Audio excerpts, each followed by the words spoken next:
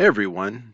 Today's lecture represents a shift in our discussion of Eastern religions as we will now transition to a new subcategory within this overarching umbrella classification of world religions that we have called Eastern religions. And today we are focusing on the subcategory of East Asian religions, and one of the best examples of East Asian religions is that of Confucianism, Taoism, and Shinto.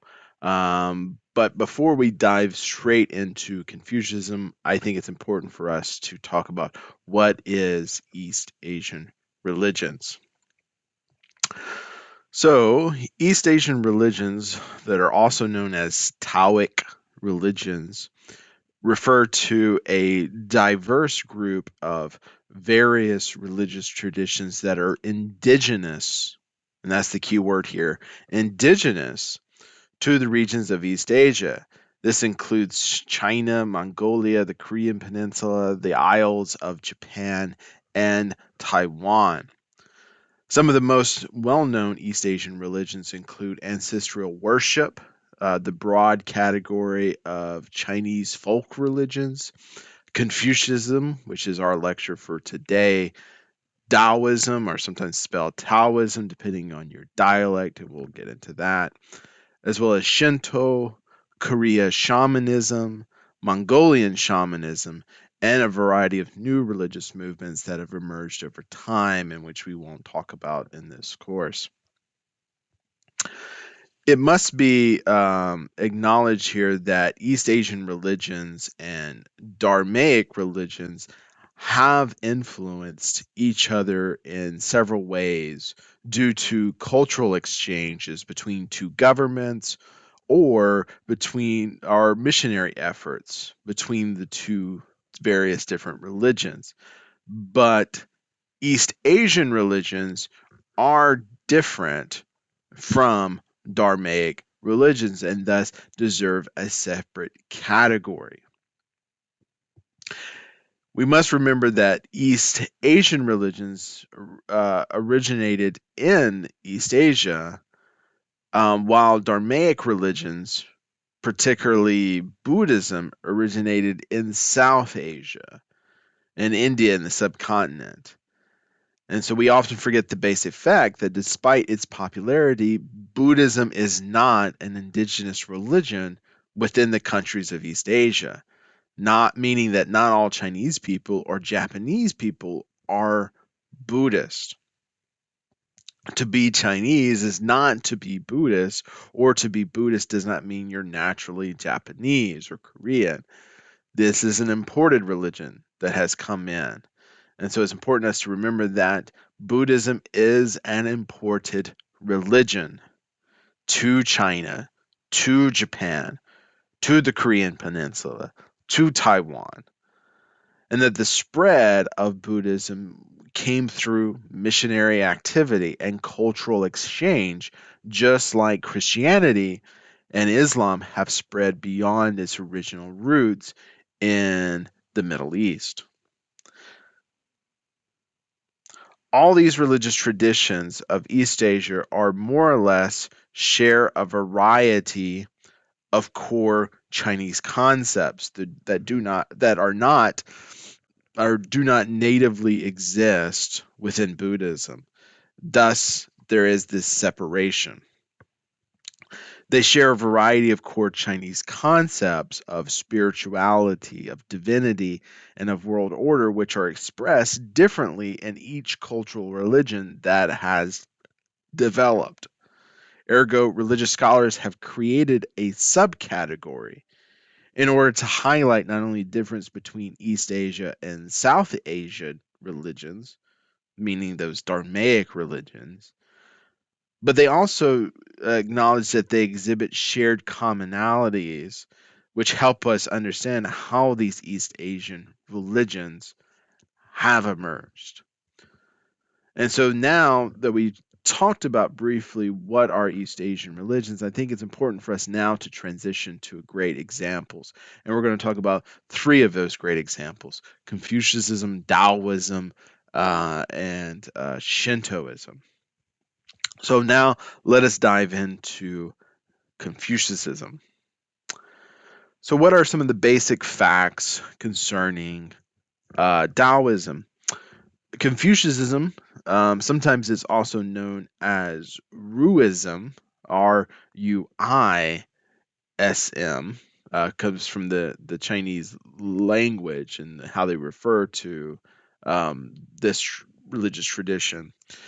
Confucianism is both a philosophical as well as a religious system of thought and behavior that originated in China and rests upon the beliefs that human beings are fundamentally good and improvable, as is society, meaning that humans are instinctively good, society is instinctively good, but however, we both can improve together. The major teaching, or the majority of its teaching, was developed by the Chinese philosopher Confucius, who lived between 551 BCE to 479 BCE. And these original teachings were later refined by other chief scholars within the tradition. Thus, the religious tradition of Confucianism can be classified as a founder religion, but however, I'll talk more about that um, as we go along, because some people would argue that, particularly Confucius himself, would argue he's not creating something new. He's actually just retelling you something that has already pre-existed. But again, as I said, it can be classified as a um, founder religion. And if I could summarize the ideas and principles of Confucianism into one word, that would be self cultivation. Confucianism focuses on the self cultivation of virtue in a morally organized world that is subjective to chaos if self cultivation is not done. Traditionally, Confucianism is seen as being a part of the Zhongzhou, the three teachings of China, which is Confucianism, Taoism or Taoism, again, depending on how you pronunciate the word, and Buddhism. And these three traditions in China are blended together by average followers. There is a popular Chinese saying that demonstrates this fact that every Chinese wears a Confucius cap, they wear a Taoist or a Taoist robe, and they wear Buddhist sandals, meaning that all of their outer extremities, their outer characterizations, their self identity is shaped by all three of these religions. That the mind is heavily influenced by Confucianism. Their actions, the feet, are heavily influenced by the principles and the teachings of Buddhism, and how they see themselves is heavily influenced by the principles of Taoism. There is another Chinese proverb that goes, quote, behave like a Confucius, enjoy life as a Taoist, and die as a Buddhist. So each of these teachings are very important and are very part and parcel to Chinese culture and Chinese belief.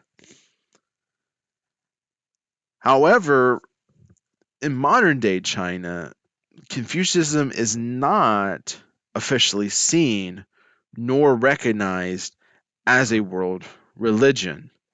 In fact, during the nationalist government in China period from 1912 until 1949, as well as since the communist regime established by Mao Zedong in the late 1940s, Confucianism has always been seen as, quote, superstitious, not as a religion, but as something else, and thus was violently oppressed by the communist regime in China, especially during the Cultural Revolution period. And because of its complicated history and the nature of the religion itself, putting a numerical figure on the number of believers in Confucianism is quite difficult. Most scholars and data technicians um, put the number around 240 million people in the world believe in Confucianism, while others would reduce that figure by a much, much smaller scale and say that Confucianism's followers range around the 9 million mark, making it a very small minority religion in the world. But again, it's hard to say because again it's complicated, just like as Buddhism it can be sometimes complicated because Confucianism is seen sometimes as a philosophical tradition.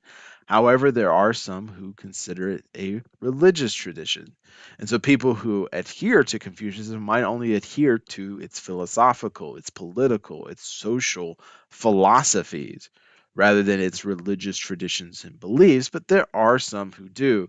So again, we're really not sure of the range of religiosity for those in China or across the world for Confucianism. However, it is still treated as a religion, and we'll get to that later. Concerning its religious footprint, Confucianism is very small.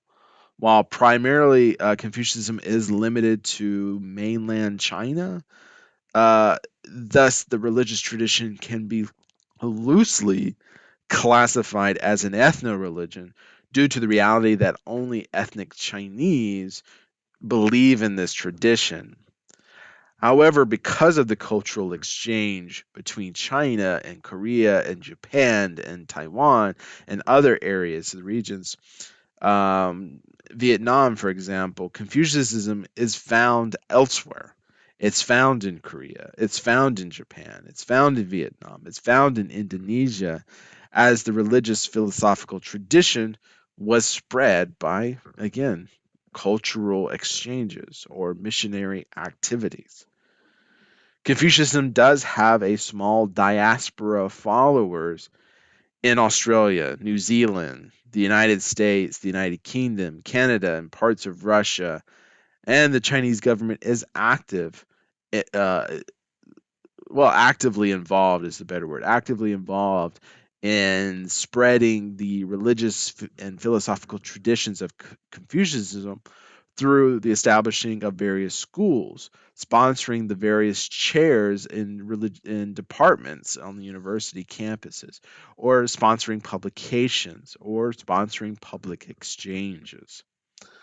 But I would really loosely call Confucianism a missionary religion like Buddhism, as there's really no conversion to this religion, as again it does operate more so as a philosophical traditions outside of China.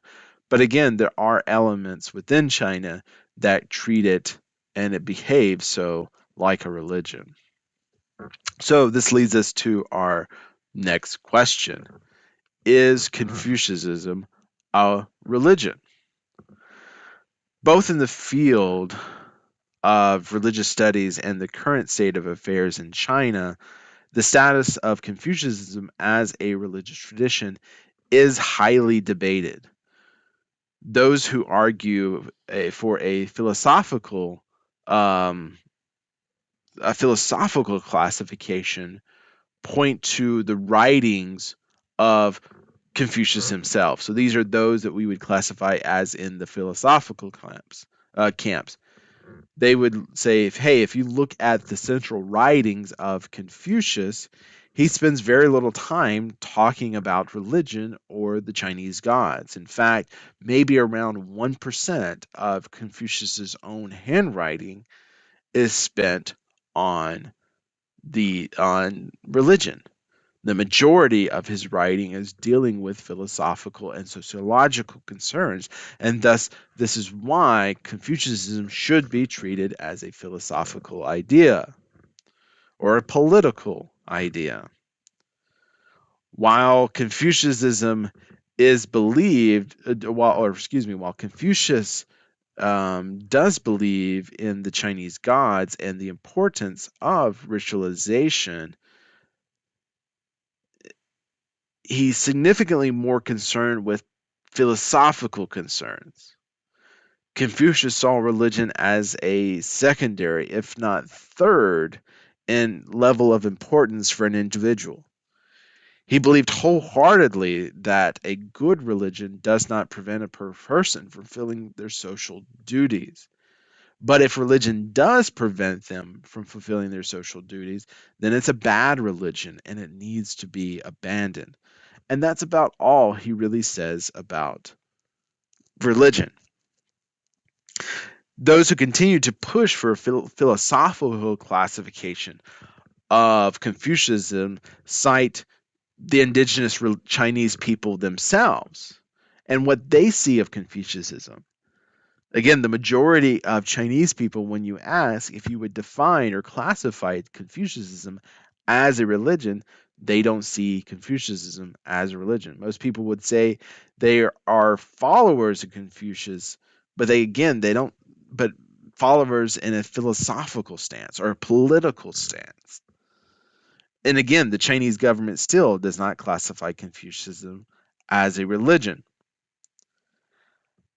And so those are really the main arguments from the philosophical camps. You look at Confucius' own writings and look how the people, its traditions, its history has treated Confucianism as a religion. They don't. However, those who do argue for a religious classification of Confucianism merely point back to that same example of history and how it's been treated by history. For centuries, Chinese emperors made sacrifices and pilgrimages and offered prayers to Confucius and did a lot of religious activities and things that we would consider as religious within the sphere of Confucianism. Again, they would go to his birthplace, they would go to temples and pray and offer sacrifices, honoring and venerating Confucius. Jesuit priests and Roman Catholic missionaries, when they first encountered Confucianism in the 17th century in China, they saw it and understood it as a religion. Similar native Chinese Muslims, the Uyghur population, see and treat Confucianism as a religion and talk about it as thus. Others would point to Chinese reformers, both prior to the 1912 revolution and after the Communist Revolution in 1949, made great efforts to make Confucianism look and behave more like a religion. And finally, they would point to how the nationalists and communists saw Confucianism. In their own treatment of it, they treated it and saw it like a religion and persecuted Confucianism like it was a religion, going to Confucius temples, removing statues and iconography, banning public practices, similar things that they were doing with Buddhism and Taoism. And so, if they were doing similar activities and restrictions on Taoism and Buddhism that are recognized as religion, why not Confucianism?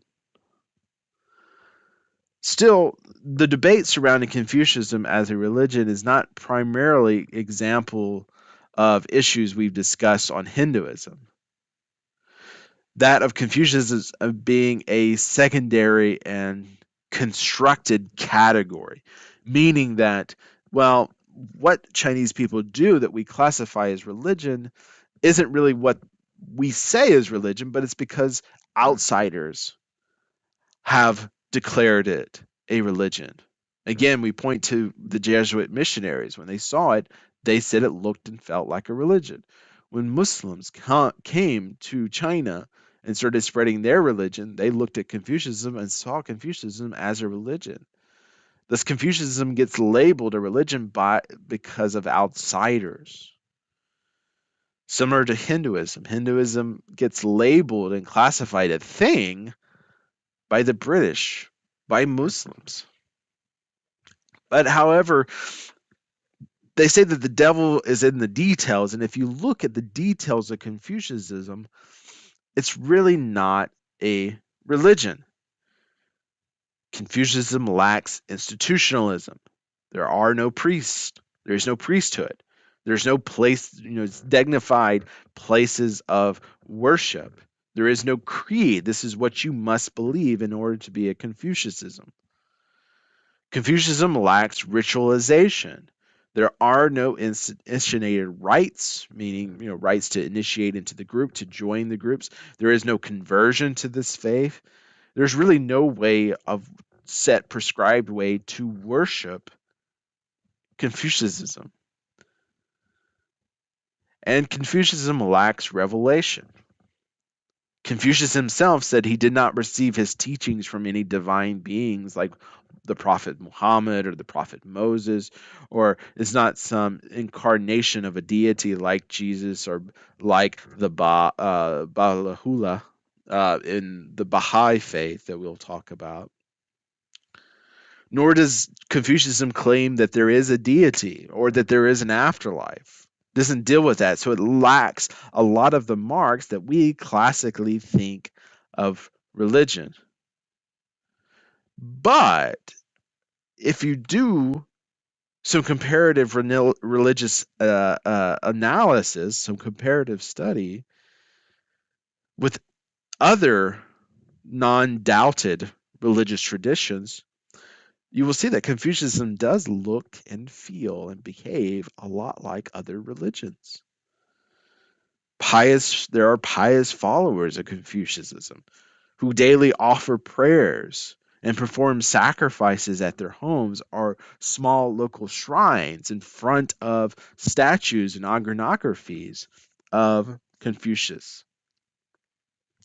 Many followers of Confucianism incorporate Chinese folk religions into their practices and belief systems. So not only offering sacrifices to Confucius, but they see Confucius as ancestral worship as well. And since Chinese exposure to modernity, there is a movement within Confucianism to make it more and more like a religious institution, having priests, having set ritualizations, having practices, having set doctrines and teachings and creeds. Plus, like other religions, Confucianism does share the same ultimate concerns that all world religions share, that of transcendency, how to become a better individual. And so some would argue that Confucianism is a religion. Now, for this course and for this lecture, we're siding with the religious camp because we can see that there's certain elements of how it is being done today. It's being perceived by many as a religious tradition, trying to be a religious tradition.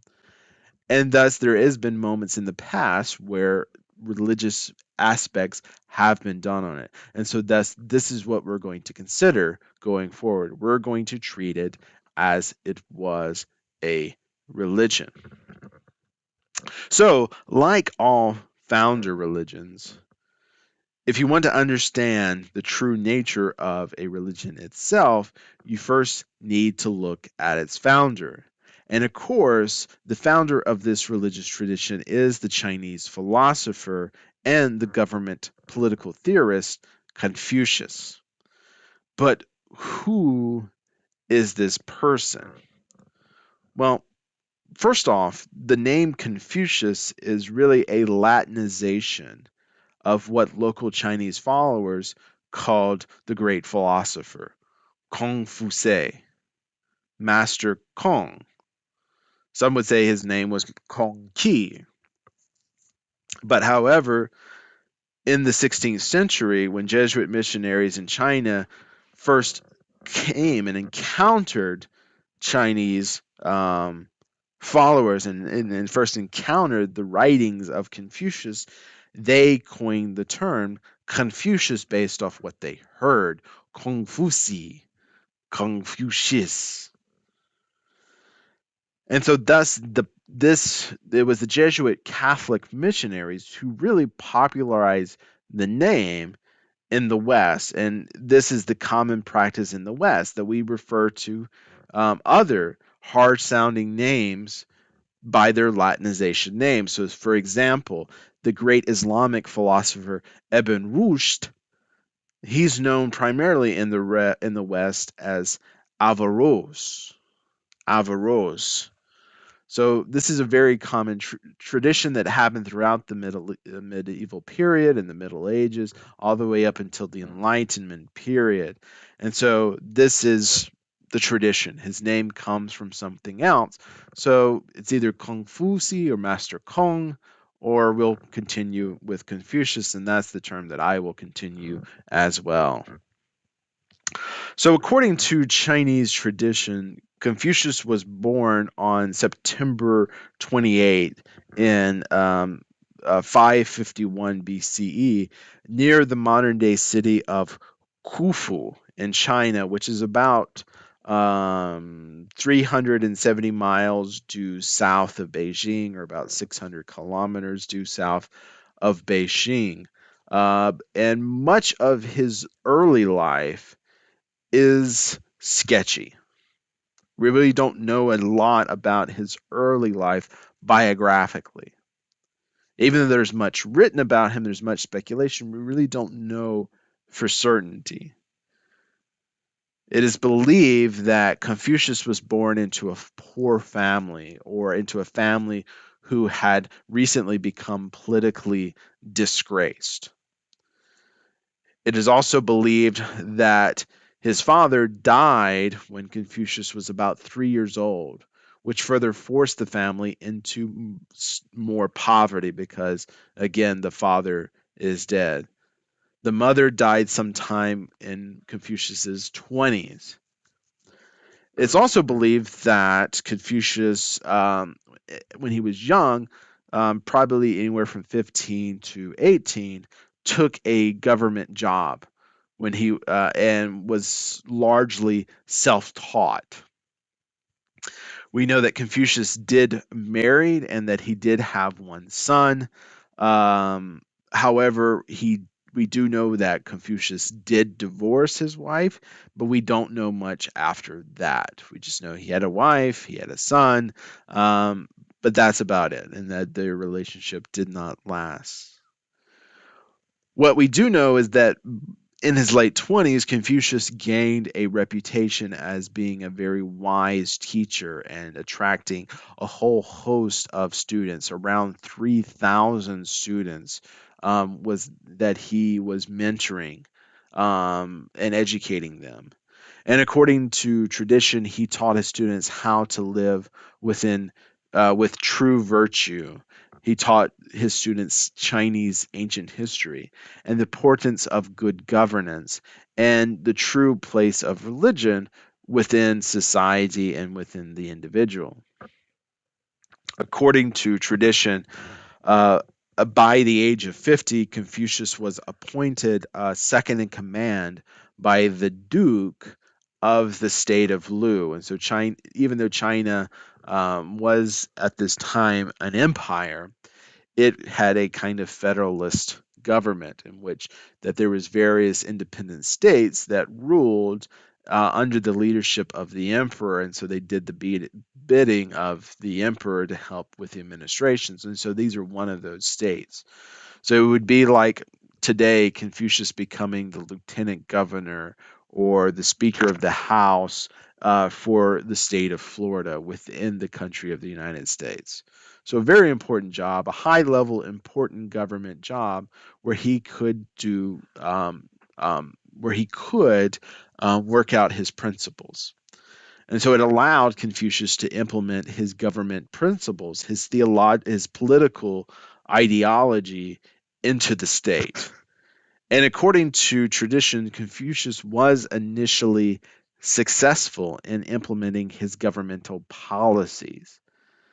There is one anecdotal story from Chinese history that during Confucius's rule, that Confucius's policies were so great and were so successful that cities could literally start tearing down their defensive walls because there was no fear of war or there was no fear of crime, and that cities began to start disbanding their police force because there was no crime. Everything was living in harmonious because of the political philosophies of Confucius. So we don't know if that's true or not. It's tradition, but we're going to go with tradition here.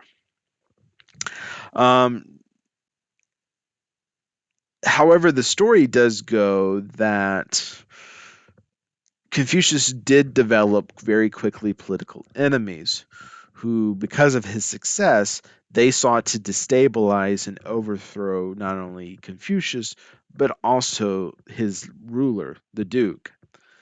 And Confucius grew frustrated when the Duke, who started to be more concerned with personal pleasures and with power, than instead of creating a harmonious and strong society. So, the story goes that at the age of 55, Confucius was forced to resign from his governmental position, and he spent the rest of his, much of his later life in a political exile. But Chinese traditions go that Confucius did journey and travel around China to other provinces, both learning from the wisdom that he saw in other provinces and other regions, as well as teaching what he learned in exchange for money and basic needs. But however, things changed for him when at the age of 68, Confucius again was invited back into the government by the Duke of Ai in the province of Ai. He was similarly charged with not only ruling in second in command, but he was charged more specifically with teaching his governmental and sociological principles to various students within the states who would then become the next rulers and leaders and bureaucrats of the state. So kind of a onboarding process for the state. He was very successful at this latter part of his career and remained there. According to Chinese tradition, sometime around age 71, 72, Confucius died of natural causes and was buried back at the place of his birth in the city of Khufu. Finally, I'm curious within giving this basic biography, did you notice something different? Did you notice something strange that we haven't seen concerning the religious biography of Confucius as opposed to what we have already seen with the religious biographies of people, say, like the Buddha or of Guru Nanak, or what we will come to see with Jesus or Muhammad to come? Think about it. So look over his biography here. You see that there are no miraculous birth stories. There are no prophetic revelations about the future or how unique this person was among others, except that he was really smart.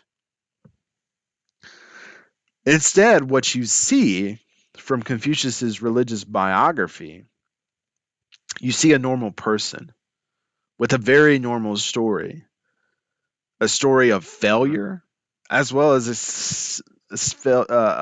story of success. A very average story, a very normal story that you see not of religious leaders or founders of religion, but instead stories you hear about CEOs or of kings or of politicians. Thus, it's very important to keep in mind that Confucius is not like any other religious founders that we have met or will meet in the course of this lectures. He is not a divine figure, nor does he claim, or the tradition claim, that he possesses a divine truth. Instead, Confucianism and Confucius is really an idealized great teacher, an idealized person of wisdom, an idealized Chinese man. And you'll see in our next lecture, he's very similar concerning his story and his origin story and the origin story of the religion itself with that of Lao Tse, of Taoism, another Chinese religion. So there's some parallels too here.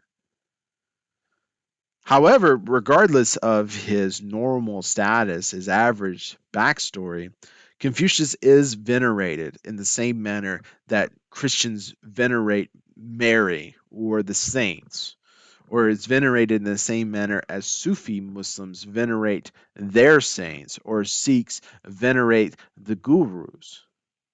But we should also note that Confucius's veneration is significantly different. So, what did Confucius teach? What did he teach? Again, what makes Confucius vitally different from every other religious founder in the course is that he's not teaching anything new. In fact, Confucius even said in his own preserved words that, quote, I'm not forging new paths. Rather, he saw himself as a transmitter of ancient knowledge that has been largely forgotten or that has been used incorrectly. But he's or adamant, that's the right word I want to say. He's adamant that he's not an innovator. According to Confucius, he derived much of his teachings from what he called the three sovereigns of Chinese mythology. And according to ancient Chinese mythology, the three sovereigns were god king like sages who used their abilities to improve the lives of the people and to impart upon them the essential skills and knowledge that they would need. The three sovereigns are also said to have helped introduce the use of fire, technology, taught people how to build things and how to farm. So the creators of civilization. And so for Confucius's mind, he's just transmitting those basic teachings concerning the creation of civilization. So keep that in mind. Civilization, that lies at the heart of Confucius. At the heart of Confucius's teachings was dealing with the social problems and chaoses that was brought on by the decline of the the Zhou dynasty in ancient China that lasted from 1046 to 256 BCE. Previously, ancient China was ruled by the Shang dynasty, which we don't know when it began, but we know when it ended. We assume it began sometime in the 1600s BCE and then ended in 1046, who are the earliest known historical kingdom of China. According to Chinese legend, a woman named Zhandi, who was the second wife of the emperor Gyeongqin, or Gyochen, excuse me, that was part of the five emperors of Chinese mythology. As the story goes, that this woman, Jandi, had swallowed an egg that was laid from a black bird, and subsequently she gave birth to um, Qi, who would then go on to help the emperor god Yu the Great, controlled the Great Flood in a different Chinese mythology. But in return for his service to the gods, Qi was granted a fiefdom to rule, and thus he established the Shang dynasty as it began. The Shang dynasty, as well as the ancient Chinese, as well as ancient China in general, operated under a theological principle that was known as the mandate of heaven, or Tangming. Tangming, the mandate of heaven. According to this principle, heaven, or Tian, which refers to both the ancient Chinese gods as well as the natural order and will of of sorry, there we go. Yes, sorry, I lost my place. Let me rephrase this.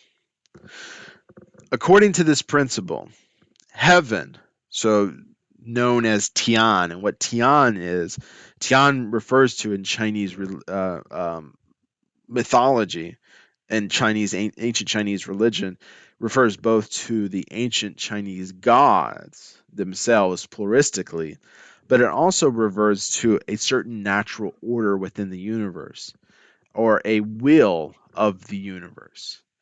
And this Tian, the heavens, bestow a mandate, a right to rule for the Chinese ruler, who then becomes known as the Son of Heaven. The universe bestows upon the emperor a mandate to rule in which the people are to follow. And this is why they are the emperor, is because of their relationship with the divine. The Shang dynasty agreed that since worldly affairs were supposed to align with those of the heavens then conferred legitimate power on only one person, the emperor. But in return, the emperor was now duty bound to uphold the principles of the gods as well as the principles of the heavens or the universe. This principle of the mandate of heaven legitimized the ruler of China or local dukes or local lords as servants of the gods or as servants of the universal order. And it was an explanation for why peace and loyalty and servitude needed to be maintained and to the hierarchy because of this relationship to the god. So think of a similar concept that in Europe of the divine right of kings. That kings are bestowed upon God the power and the authority to rule, but in a relationship that they are to help lead the people in not only establishing peace, but loyalty to the gods as well. But any emperor who fails in his duty, who lets instability creep into the earthly affairs, or who lets his people suffer is subjective to losing the mandate. Under the system, it was the prerogative of spiritual and political authority to withdraw their support from any wayward ruler or emperor and to find another one who is more worthy of the mandate of heaven. That they have a responsibility that, again, so you can see this layer of responsibility. The people have a responsibility to worship, in a sense, to remain loyal to serve the emperor because he is a part of the gods and the gods have given this authority to him. But that authority has a responsibility. And if the emperor fails in that responsibility, he can lose the mandate. So, natural disasters such as famines and floods were seen as divine retributions, bearing signs of the universe, the God's displeasure with the ruler. And so would follow revolts concerning major disasters. That people saw the calamities as signs that the mandate of heaven has been withdrawn.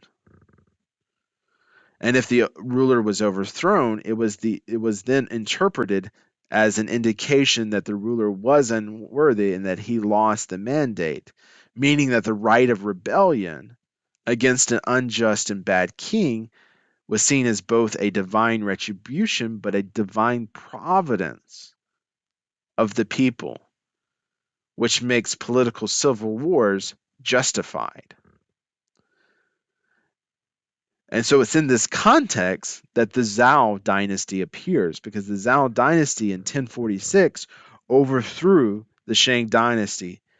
The act of rebellion was seen as a byproduct of what Chinese scholars call the dynastic cycle.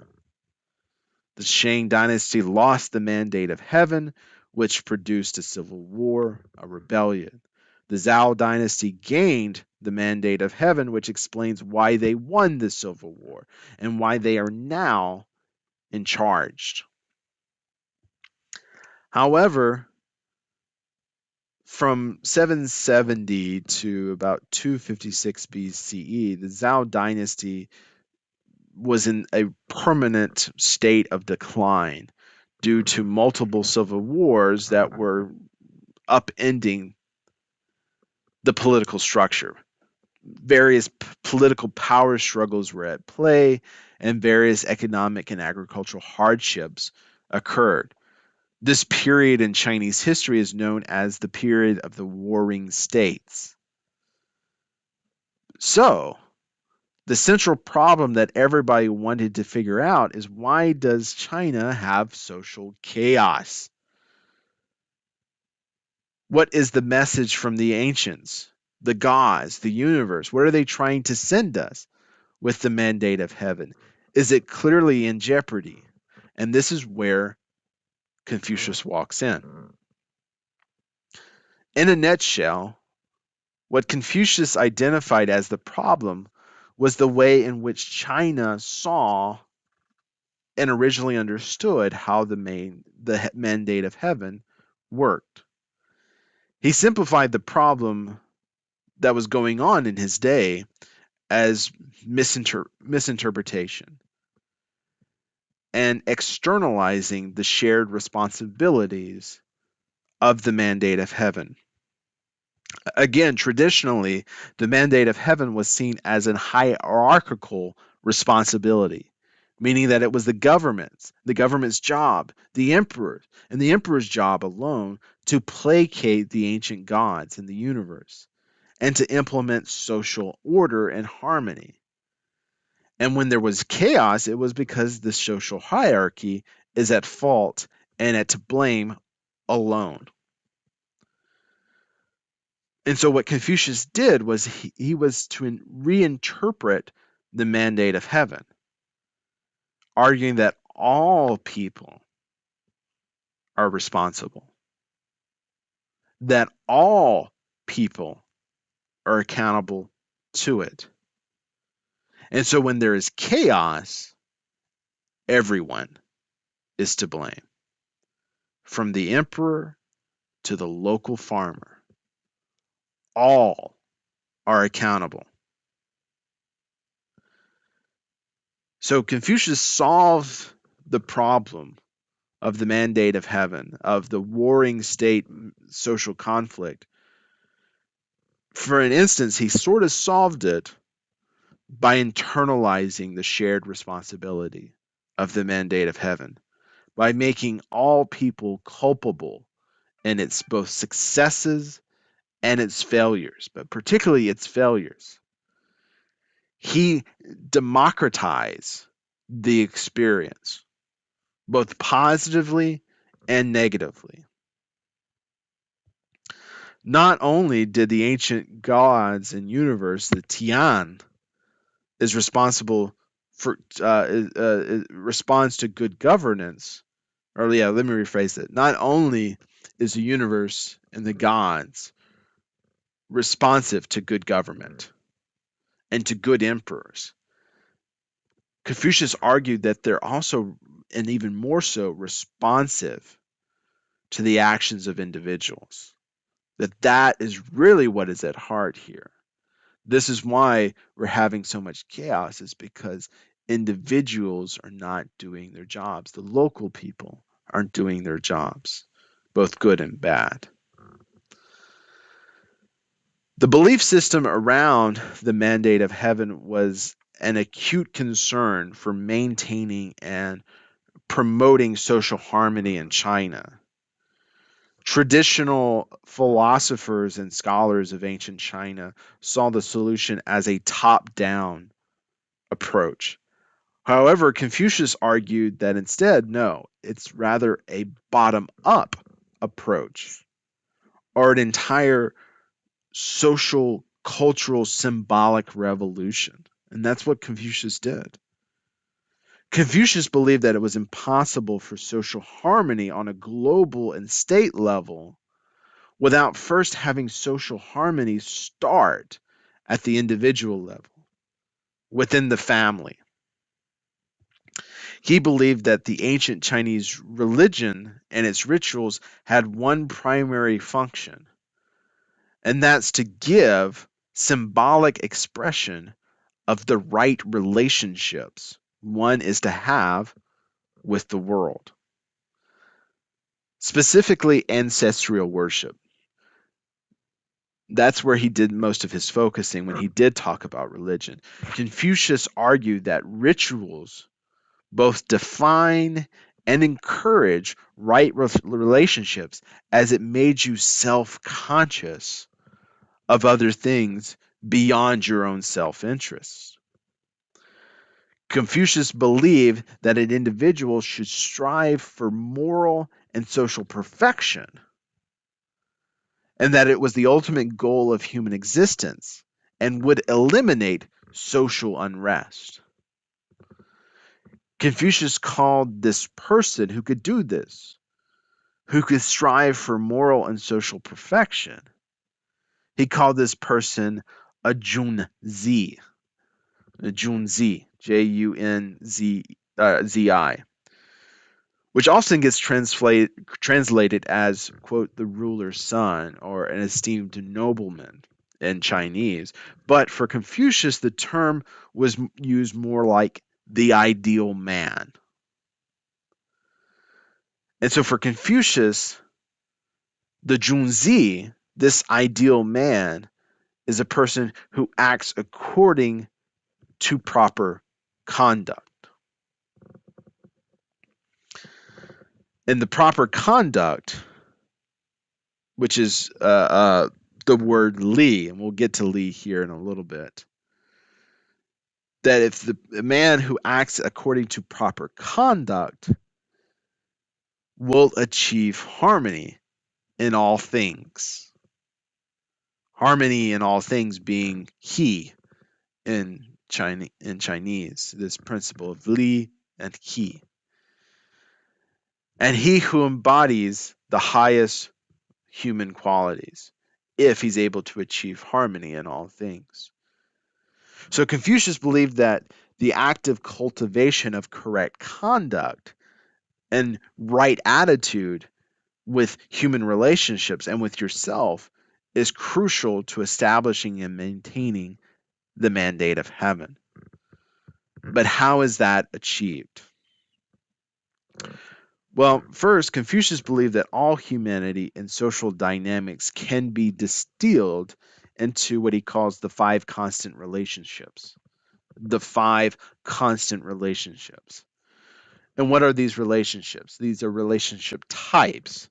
And so the first of the five constant relationship types is the relationship between a father and a son. The father is to be attentive toward the son and quick to kindness. This is the action, this is the behavior, this is the expectation of a father. A father is to be affectionate towards his son, loving towards his son, and quick to show him kindness, quick to show him forgiveness, to help encourage him. In return, the son is to give what Confucius called filia piety to his father, or in Chinese term, xiao. Xiao, Xiao, fealty piety or shao. And so, what is fealty piety? Fealty piety is a very important concept in nearly all Asian cultures and society, but especially in East Asian cultures. This is much more like we think of in the Ten Commandments, where it's honor thy father and thy mother. But Confucius, Chao, or a field of piety, meant that children were to respect their parents, regardless of their age, and to worship them as ancestors when they die. Again, it's much more than respect, it's a means of taking care of one's parent, to engage in good conduct, not just towards the parent, but also to outside the home as they bring a good name to one's parents by their actions and deeds. So, again, that's another way of showing honor, showing love, showing respect, showing support by being a good son in the home, but by being a good son outside the home because you're bringing honor and respect to your family name. You're encouraged to show courtesy, to ensure the male heir, to uphold fraternity among brothers, to be wise and listen to one's parents' advice, and to display sorrow when they're sick and when they're dying, and to bury them and to carry out the sacrifices after they have died. It's a full life system of respect.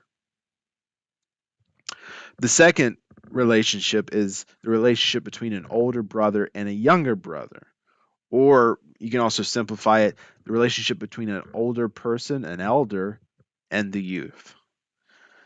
Confucius argued that the older brother or the elder person are there or have always have precedence over the younger in all scenarios. But the elder is to maintain consideration of that precedence and to be gentle when they choose to use it. So, a good example is that of inheritance. Within Chinese culture, the majority of the inheritance should go and does go to the older sibling, the older brother, the older sister. Well, primarily the older brother. But even though that's the precedence, it's also the expectation that the older brother is not just to hoard all the money, but then to also distribute it as he sees fit. And so to be kind, to be considerate, to be gentle to the other. And that's the same relationship with older people too, holding the door open for an elderly person, giving up your seat on a bus to an elder person, letting them be first in line at McDonald's or in the airline, helping them to their seat. But the elder is also to be cognitive of this respect, to say thank you, to give you a smile, to give you kindness, to show their appreciation and love. For the younger brother, or for the youth, as Confucius says, they are to have affection, love for the other, for the older, but also have maintained humility for their own actions and responses to that of the older. The third relationship, the constant relationship, is that of a husband to wife. Confucius argues that the husband is to be an example of righteousness for the whole family and to operate with differential for the family as well, not show favoritism for one son or one child or the other, to make beneficial decisions for the entire family, not just for himself or for his favorite child.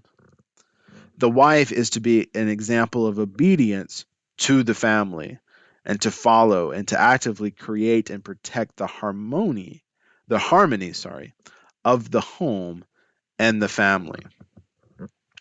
The fourth is the relationship of a ruler to a subject. The ruler is always to be benevolent and all things under his care, says Confucius, and he's to operate under the highest level of morality in everything that he does.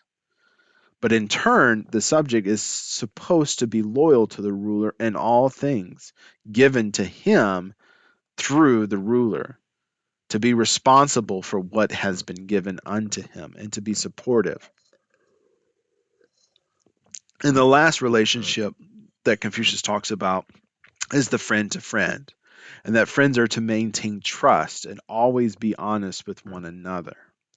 And so these are so you can see these relationships are very hierarchical and overwhelmingly patriotic, or not patriotic, um, patriarchal is what I meant to say, meaning citing the male, giving credence to the male, meaning that it gives advantage to the male over the female sex in all aspects of culture and society.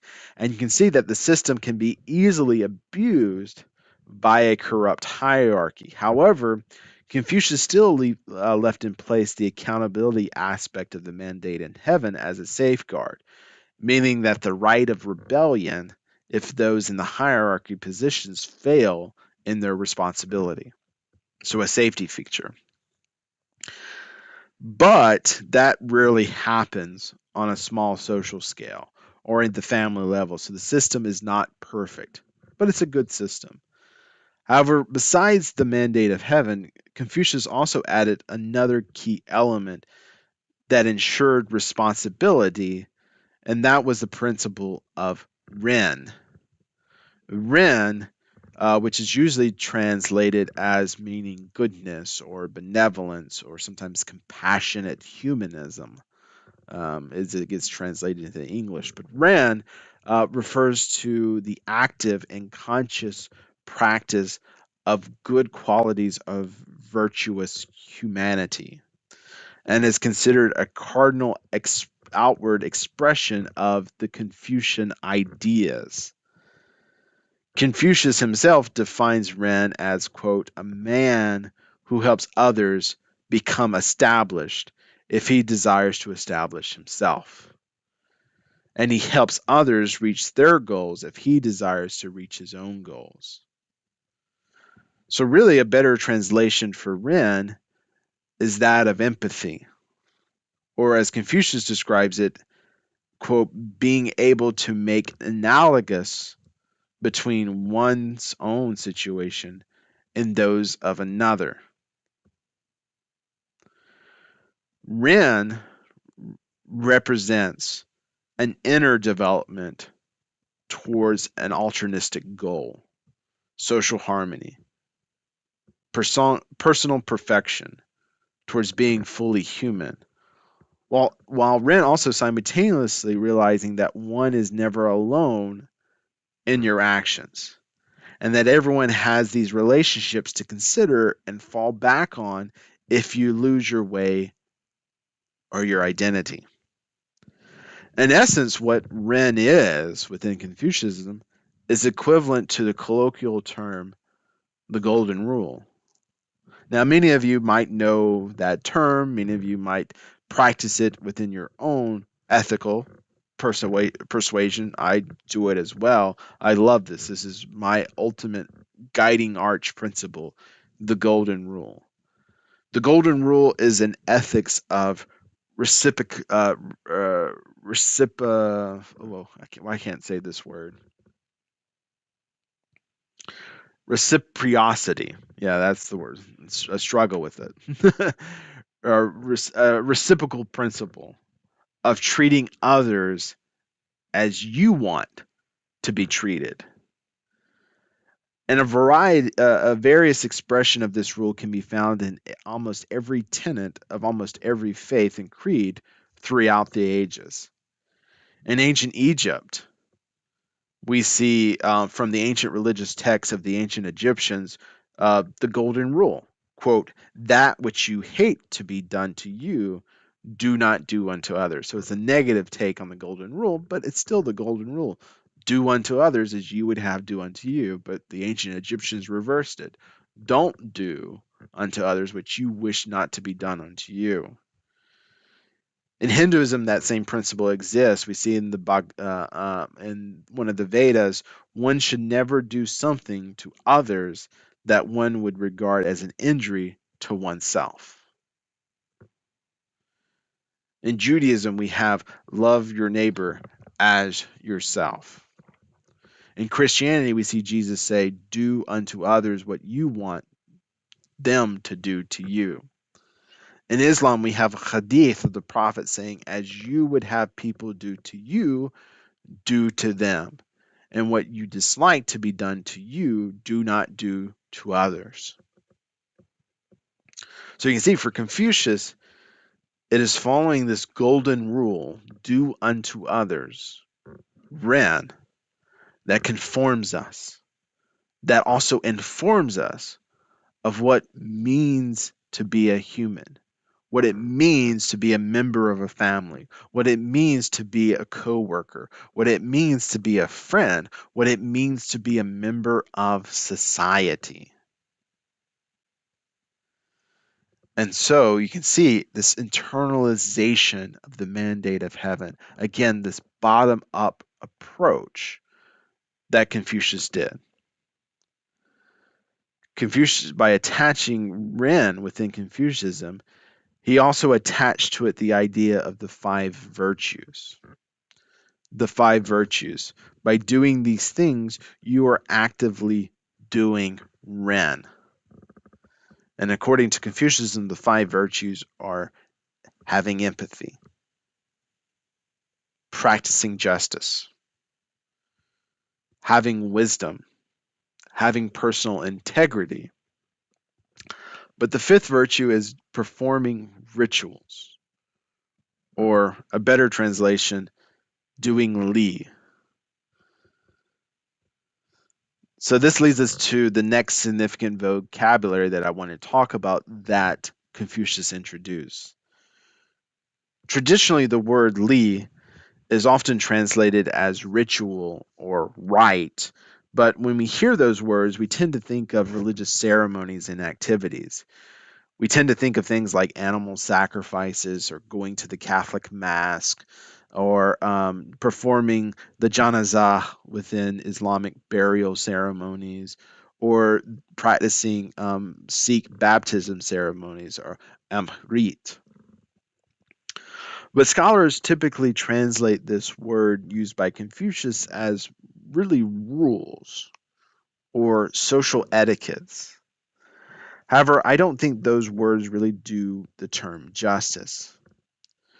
Really, what Li really refers to an abstract idea that is better equated with the natural law of things or the natural order of the universe. And that's how Confucius saw it. That's what he saw Li was, these normal behaviors as just principles of the universe, expectations of the universe. And that's how I would define Li. I would define Li as having the right actions. Li embodies the entire spectrum of interactions with humans, of nature, of even material objects.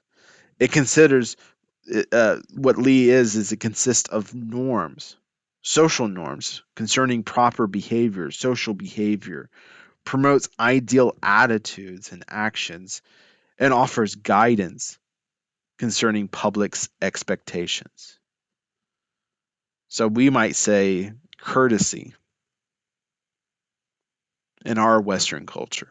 Courtesy, holding a door open for an older person or for the person behind you or for your girlfriend, pulling helping your girlfriend sit down at a restaurant dinner.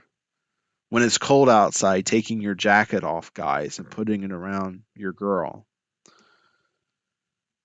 When you're driving and you see somebody have the turning signal on and the roads are pretty crowded, instead of speeding up, you slow down to make sure you let them in. Or you're in a crowded parking lot spot, allowing somebody to back out so that both of you can exit the parking lot together.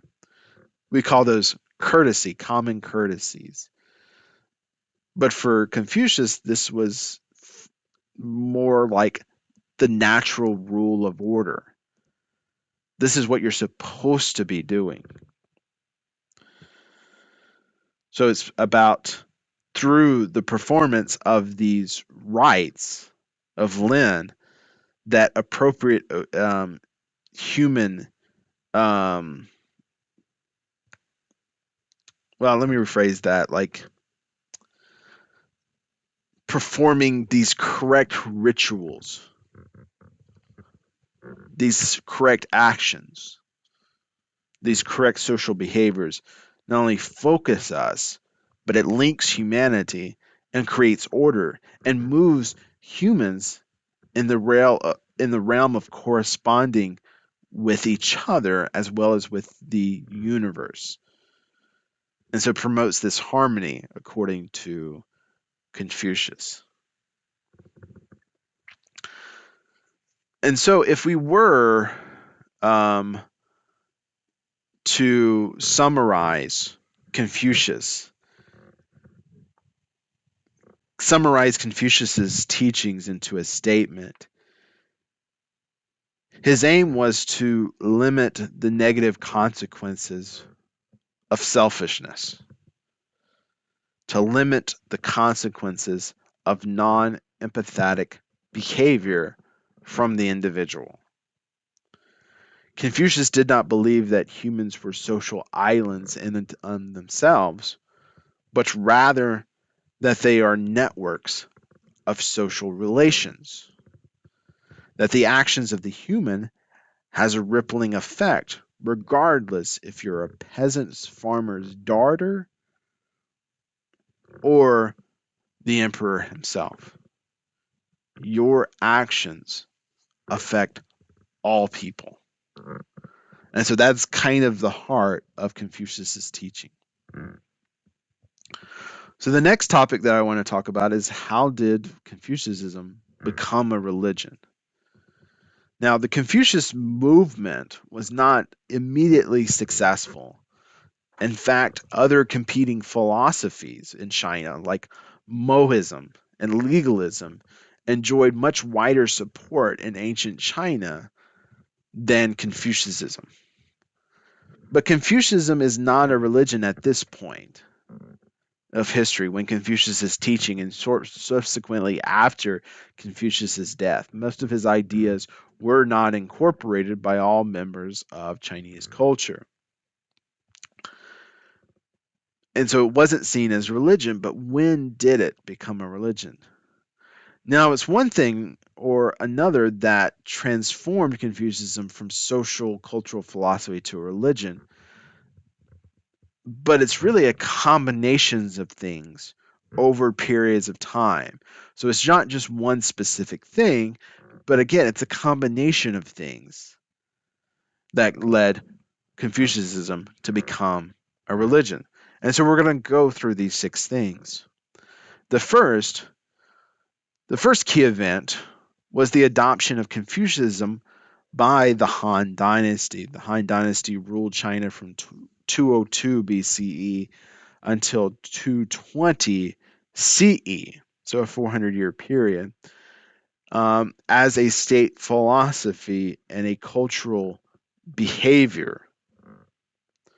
After the death of the emperor Qin Shi Huang in 210 BC, the Qing dynasty fell into a state of civil war between 2 warring factions.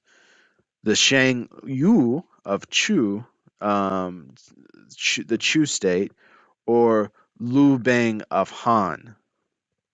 And at the Battle of Galaxy in 202, Liu Bang defeated all the forces and assumed the title of emperor, thus starting the Han dynasty. The most important of the Han emperors was Emperor Wu, who ruled from 141 to 87 BCE. Previously, the emperor was previous in the empire functioned on Taoist principles, Taoist principles, which promoted economic freedom, promoted the decentralization of power, and promoted non interventional policies by the government. But these policies quickly led to social stagnation.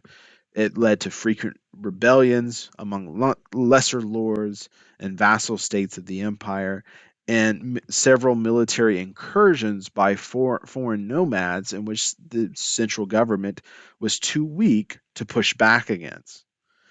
So, in response to all of this, the new emperor, Emperor Wu, when he ascended to the throne, began removing Taoist and Taoist philosophy and leaders from his government and began implementing and adding Confucius philosophers and Confucius theology to the state, making Confucianism the official governmental and philosophical philosophy of the state. He also established a Confucius based education system that was to be made available to not only educate the general population, but to help assimilate the imperial population to his way of thinking. And so to promote social harmony. So, again, these are all fantastic ideas. And so by 136 BCE, Emperor Wu officially canonized what are known as the five classics as the Confucius scriptures and ordered scholars to specialize in Confucius teachings and promulgate it amongst the government and the bureaucracy. So, very quickly, what are the five classics that I mentioned? The five classics, which are also known as Wungjing, refer to the five classical Chinese texts written sometime prior to the Qin dynasties. The Qin dynasty existed from 221 to 202 BCE. And the five classics are seen as the authoritative books of Confucianism, along with the analytics, which what Confucianism actually wrote, or Confucius actually wrote. So these five classics are not what Confucius wrote, but it's something that Confucius pulled from and saw as authoritative in his own writings. The five classics include the classics of poetry, which is a collection of 305 poems and hymns sung at sacrifices to heroes and ancestral spirits of the royal house. There's also the Book of Documents, which is a collection of documents and speeches alleged to have been written by rulers of the Zhao period, the Zhao dynasty. So remember, that went from 1046 to 256, and is possibly the oldest Chinese narratives that we have in possession. So the Book of Documents. There's also the Book of Rites, which describes ancient rites, social forms, and court ceremonies, and that is to be said to have been edited by Confucius himself. The Book of Change, which is a book that contains an ancient Chinese divination system that is comparable to the practice of geomancy, which geomancy is a method of divinations that people who use markings on the ground to interpret patterns as being signs from the gods, as divinations. And the fifth book is called Spring and Autumn Annuals, which is a history book of China from 722 to 481. The five classics also include Confucius texts of the Analytics, and also includes collection of writings from a later Confucius scholar, Mencius, who furthered Confucius theology and philosophy as a system. So, why are all of these books important? Well, they illustrate the core value and belief systems of Confucianism. They speak separately into the five parts of the human existence: the metaphysical, the spiritual, the ideal, the social, the historic, the political. All of these parts, when studied and maintained, Confucius argued, make up the perfect human being, which was the goal of Confucianism. So, why those books became synonymous. Real quick, too, while I mentioned the analytics, I want to talk about it as well. The analytics of Confucius are sometimes referred to as the sayings of Confucius, or in Chinese, Lun Yu, is a ancient Chinese book composed of a large collection of sayings and ideas that are attributed to the Chinese philosopher Confucius, as well as his contemporaries, and is considered a commentary on the five classics. So traditionally is believed to have been compiled and written by Confucius, but mainly Confucius's followers during the Warring State period of Chinese history. In the text, Confucius believed that the welfare of a country depend on the moral cultivation of its people.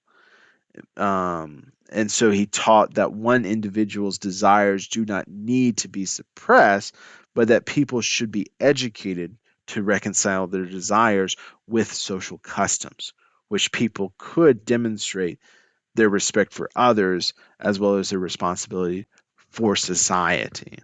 And so that's the analytics in a nutshell. And that's one of the most sacred texts of Confucianism as well.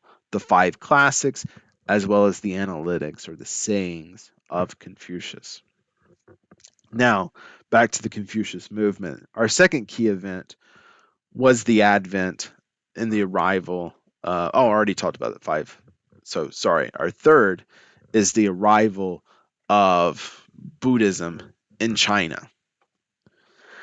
Traditionally, is believed that Buddhism entered Han China via Buddhist missionaries from the modern day countries of India, Pakistan, and Afghanistan, utilizing the old Silk Road trade route at the beginning of the first or second century CE.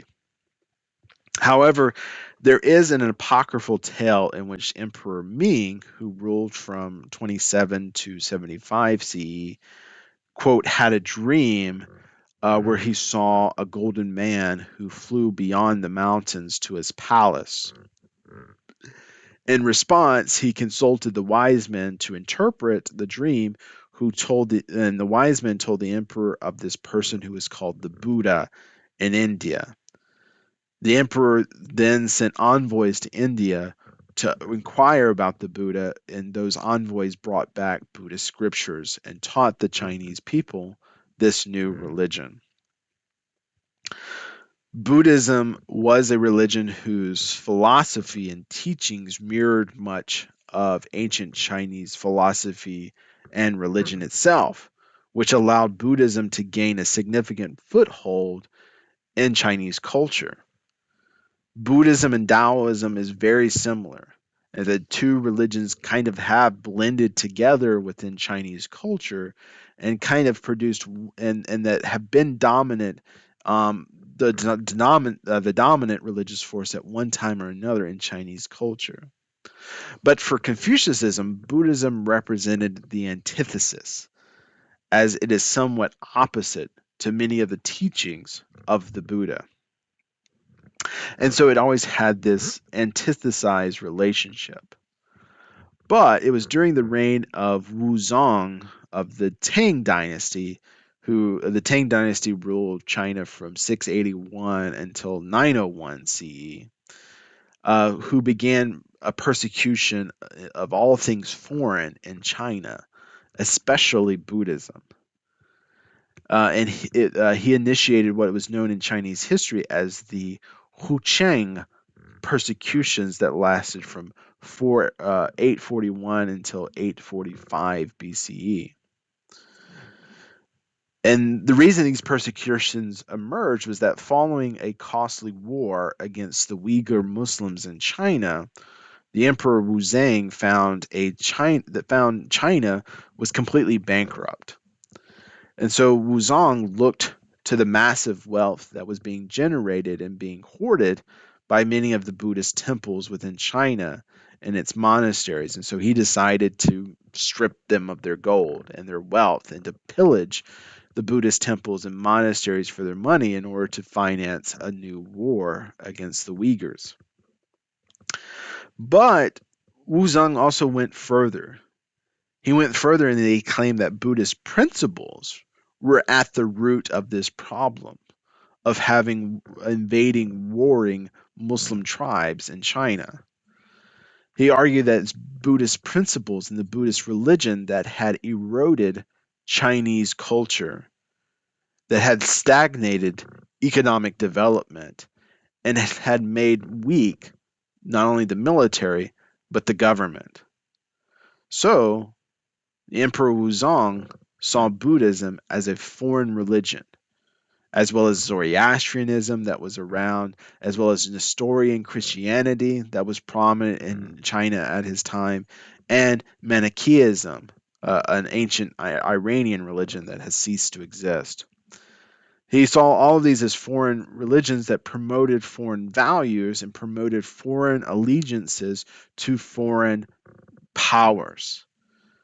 And so instead, what Zhang did was he supported and promulgated native indigenous religions and philosophies. And so he started to promote Taoist principles and Confucius principles amongst his people. He encouraged the poor to look to Taoists to help fulfill their lives, to help promote their lives and keep their lives safe. But he looked to Confucianism concerning how to run a government, how to run a military, how to run a bureaucratic state. And so these Chinese principles become now ingrained because of the arrival of another religion. Fourth, the fourth key event was the development of what scholars called Neo-Confucianism.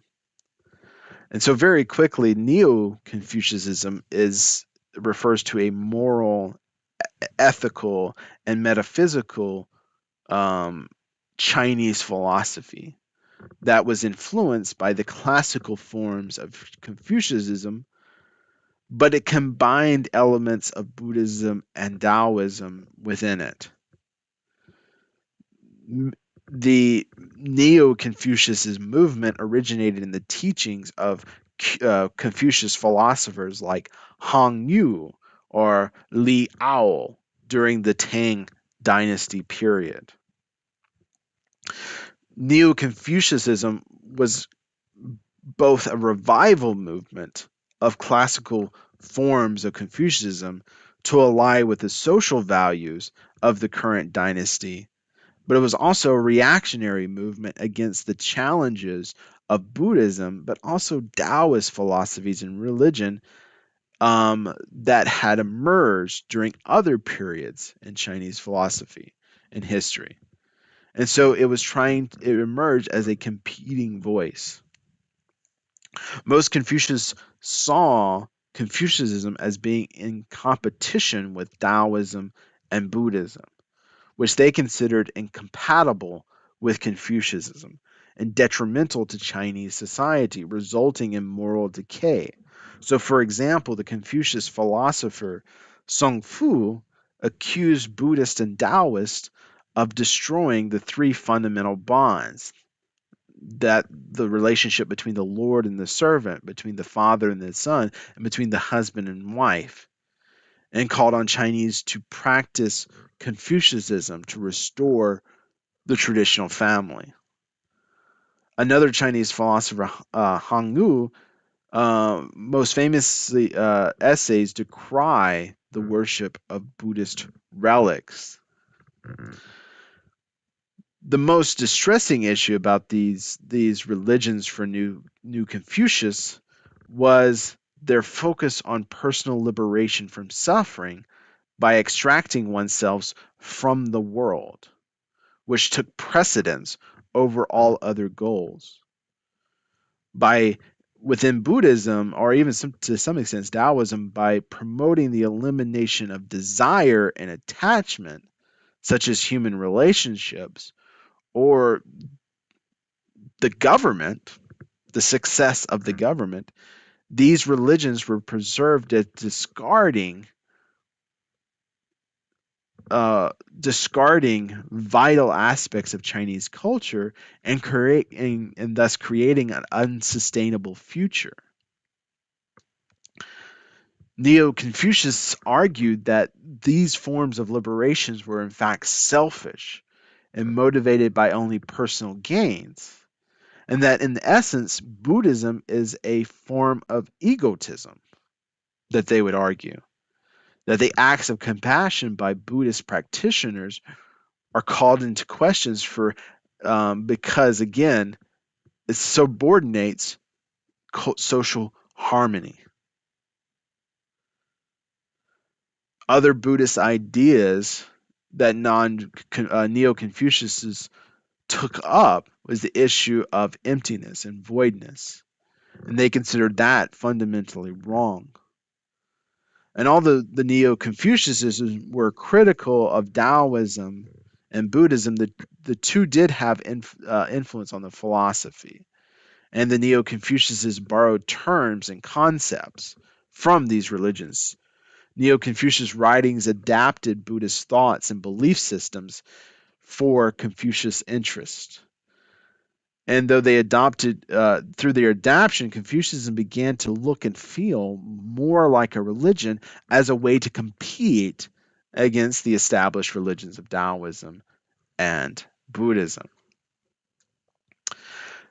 The fifth event is the arrival of Europeans, as well as the advent of Christianity in China.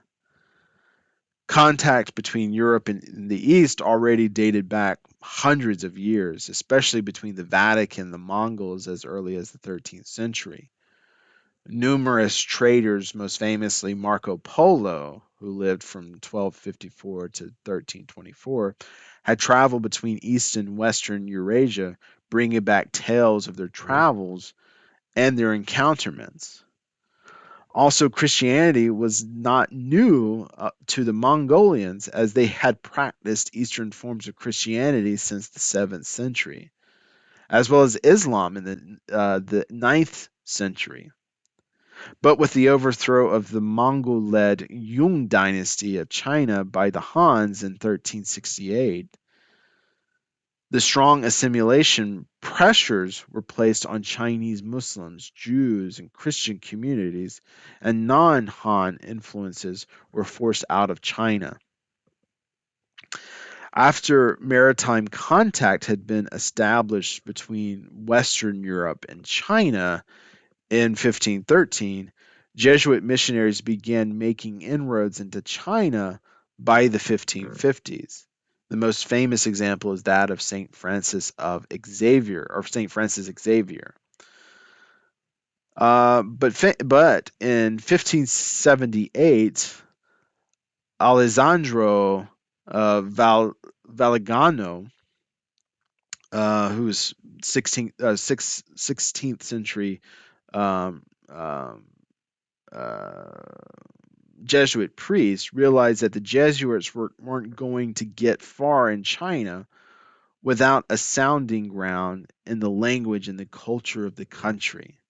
So he started a Catholic college in Macau, China, and was aided by the scholarship of Italians such as Michel Rugiger and Matteo Ricci. Now, both Ricci and Rugiger, or Ruggieri, sorry, were determined to adapt to the religious qualities of the Chinese. So Ruggier focused on the common people in whom Buddhism and Taoism were predominant, but Ricci, he focused his education on Confucianism. The Jesuit Catholic missionaries saw China as equally sophisticated and generally treated China as equals to Europeans in both theory and practice. And during Ritchie's research, he discovered that in contrast to the cultures of South Asia, the Chinese culture was strongly intertwined with Confucius values, and therefore decided to use Chinese concepts and Confucius concepts to explain Christian ideas in order to win converts. He did not explain that the Catholic faith was entirely foreign or new, but instead he said he said that the Chinese culture and its people have always believed in God and that Christianity was just simply the completion of their faith. He borrowed terms from China like Tanzu, which means the Lord of Heaven, to describe God of Christianity. And he indicated that the Chinese already believed in Christianity, but only in part. And this is the focus that I wanted to bring you to. What Ritchie did was he argued that Confucianism was already this belief, already this religious belief. It was already elements of Christianity, but only in part, not the full. And so, thus, it was really the Catholic Church that made Confucianism a religion in their eyes in order to do comparative studies between it and Christianity in order for conversion. And so the final key event is the advent of the Confucian Church movement. The Confucian Church, or Ru Zhenghu, or Zhenghui, is a religious and social institution that sought to conform Confucius ideas and practices in the model of the European Christianity. It was first proposed by the Chinese King Wu Wei near the end of the 19th century as a state religion for the Qing dynasty. The Qing dynasty that ruled from 1636 until 1912 before the emperor of China was dethroned forever. And he argued that it could be a state religion and it could be used in competition with the growing effects of Christianity and its influence in China. Kang modeled his idea of the Confucian Church after European nationalistic models of Christian churches, with their hierarchy, their centralized institutions closely bound to the state and supporting the state, with local church branches, with baptismal rites, with Sunday services, devotional worships, and missionary activities as well. The reason Kang proposed this was because previously China had been ravaged by a civil war known as the Taiping Rebellion that happened in 1851 until 1864. This rebellion occurred between the Qing dynasty and a disappointed civil servant named Hong Jiaqing. Hong Jiaqing was influenced by Christian teachings and had a series of visions in which he believed himself to be the literal Son of God and the younger brother of Jesus Christ. And thus it inspired him to push for Christianity as well as radical reforms in China. Hong Zhengquang was benefited by help from a fellow friend, Feng Huang Wunsang, Feng Wunsang, who helped to organize Hong's ideas into a new religious group that were known as the Ba Shangdi Hu, or the God Worshippers Society. By 1851, Hong and Fang launched an uprising and in a revolt and tried to establish the Taiping Heavenly Kingdom here on earth in China and declared Hong as the emperor. Around 30 million people died during this civil war, and it was one of the bloodiest civil wars of all times, according to historians. But based on their experiences with the Taiping Rebellion, many Han Christians or Chinese were more guarded against the influences of Westerners.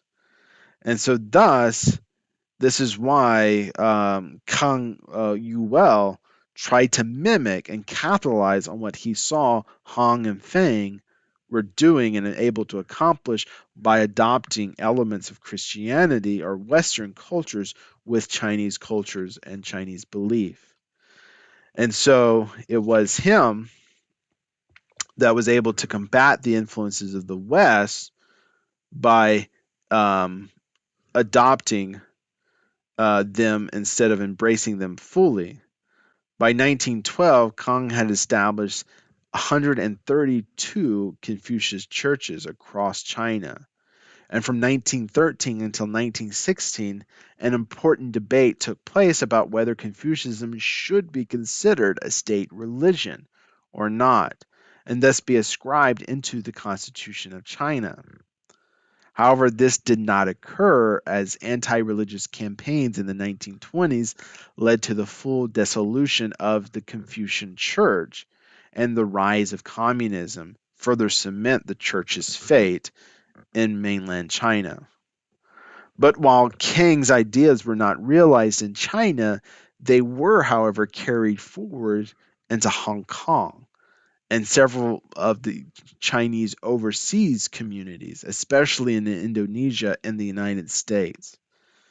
Members in those areas do believe in Tian as a supreme deity, the heaven as a supreme deity, and with Confucius as its prophet, thus kind of making this a religion.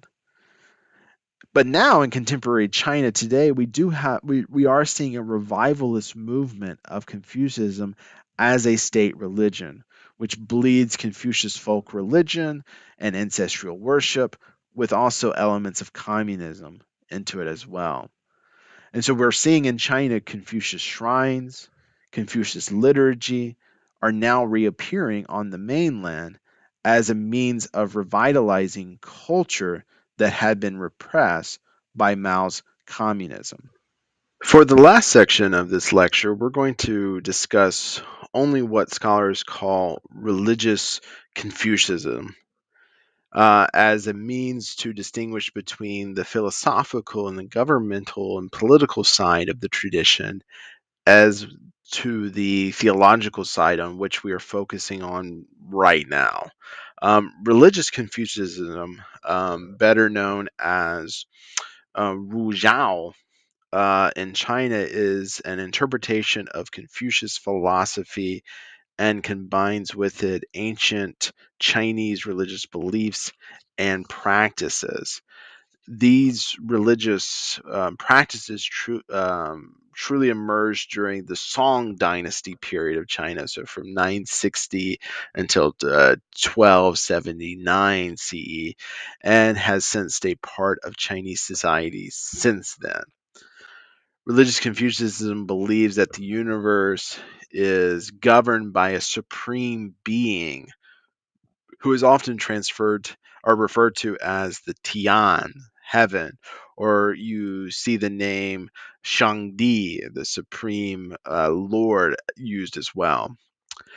As previously mentioned, Tian functions as a de facto supreme deity within Chinese religious traditions. However, there is a debate that Tian should not be interpreted as a personal god comparable to that of the Bhakti traditions within Hindu, but rather as an otherworldly or transcendent creator, similarly to what we see in Sikhism or within the Brahman within Hinduism traditions. However, religious Confucius would cite Confucius himself, who wrote that the Tian was the one who gave him life, and that it was Tian who watches over and judges his actions, and that a person may, quote, know the movements of Tian.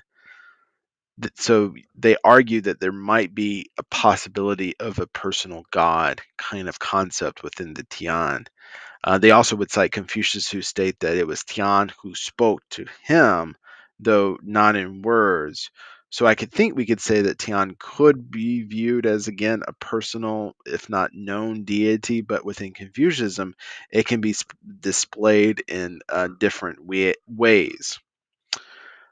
Shin is a complex concept in religious Confucianism that can be translated as spirit or deity or have divine power, and is often used to refer to the spirits of the deceased ancestors. But it can also refer to more general spiritual forces or energies. Shan are believed to be present in all things, both animated and inanimated, and they are also believed to be responsible for maintaining the order of the universe and are seen as sources of moral guidance. And so we'll see this as well when we get to Shinto. And Confucius does not say that it's appropriate for people to worship them through their actions or proper rites. Shin are believed to be an expression of the Tian of heaven. And by following the teachings of the sages and living in accordance to the way of heaven or the Tao, and we'll get to that later in Taoism, they can cultivate their own Xian and become more like gods. Now, this idea is not really present in Confucianism, but it's more so present in Taoism, which we'll discuss in our next lecture. But for Confucianism, the Shin are more venerated and respected in this life now, and you may become a Shin at the end of your life. Thus, in religious Confucianism, who are more specifically worshipped and function more as a personal deity in the sense that we are more accustomed to. However, the Shin are expressions of the Tian overall. Jessa is a Confucian rite that is performed to worship the spirits of the deceased ancestor and is the central practice in religious Confucianism and is also widely observed in East Asia, particularly in China and Korea. Jessa is typically performed on the anniversary of an ancestor's death, and the ritual is performed at the family's home, which involves offering prayers, burning incense, and making offerings of food and drink. The offering are usually placed on a special table, and they're often accompanied by flowers and candles and other symbolic objects. And the Jessa ritual is a way of practitioners to show their respect and gratitude for their ancestors as a way to maintain the connection between the living and the dead. There is also the sacrifice to heaven ritual known as Jantan, and is a ritual known as also it's a ritual that was performed by the emperors of China to pay homage to both Tian, who is the supreme being of the Confucius and in ancient Chinese cosmology, but it was also to show respects to Confucius himself. These rituals were seen as a way for the emperor to reaffirm his mandate from heaven to rule the country, to pray for a good harvest, to pray for peace in the land, and to reaffirm the emperor's and the government's commitment to the Confucius principle of moral and virtue living. And the sacrifice of heaven was very complex and elaborate ceremony that was performed on Mount Tia in China, where the emperor would ascend the mountain and build a temporary altar. He would then perform a series of rituals, including offerings. Then the emperor would also recite a poem that expressed his gratitude to the Tian and for his commitment to ruling the country in a just manner. The sacrifice of heaven ritual was discontinued after the fall of the Qing dynasty in 911 or 1911. However, only the sacrifice of heaven rituals has remained an important ritual today amongst Confucius priests, but not so much the government.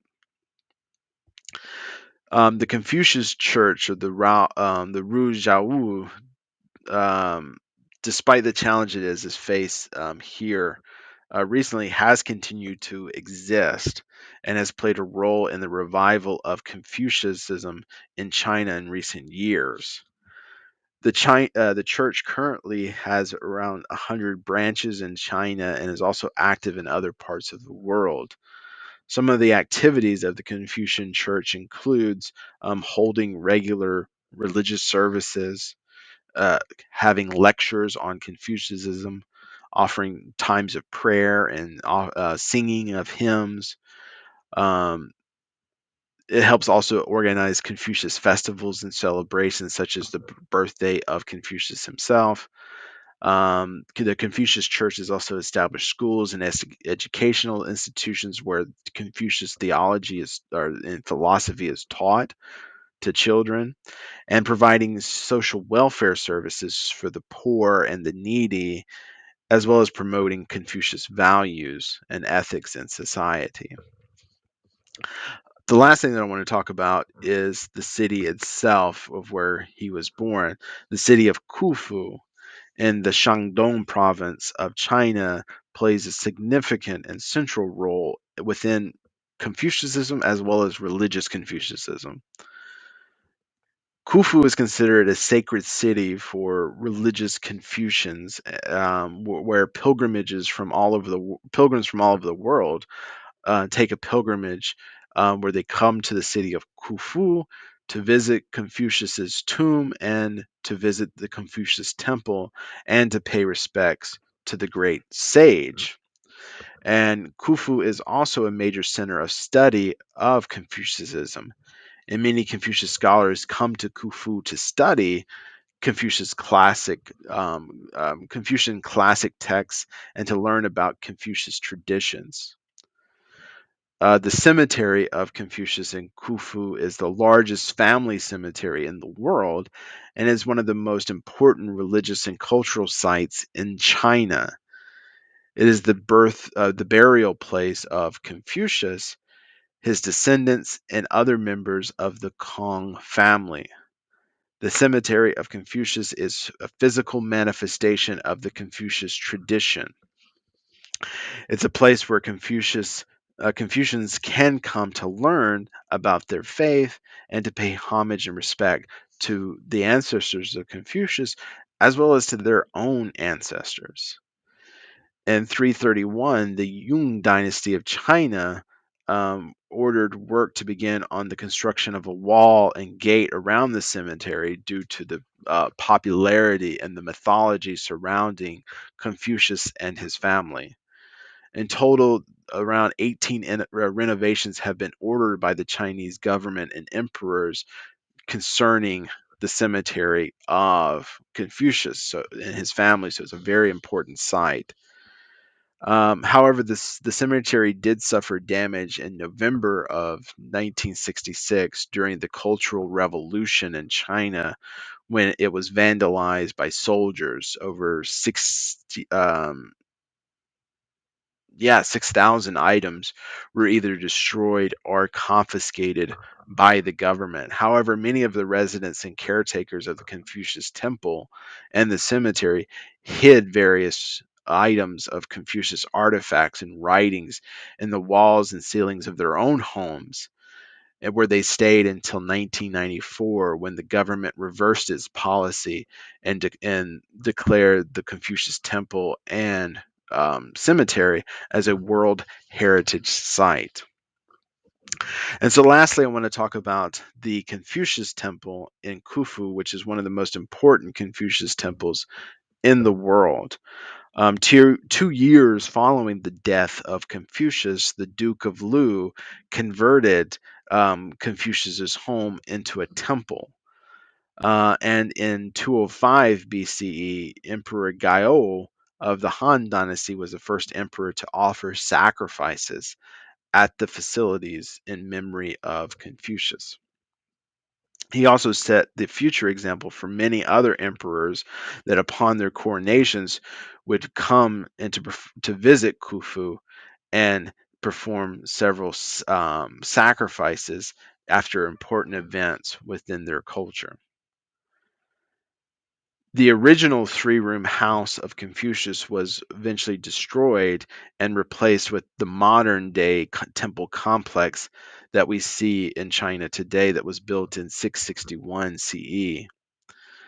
In 1012 and later, and then 1094, during the Song dynasty, the temple was extended to three sections and four courtyards.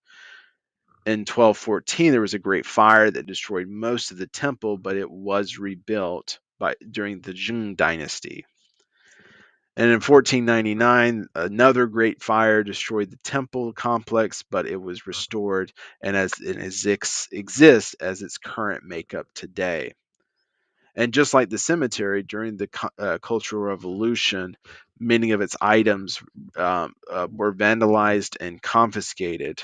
However, residents did take steps to hide several of the artifacts within the walls of the temple itself.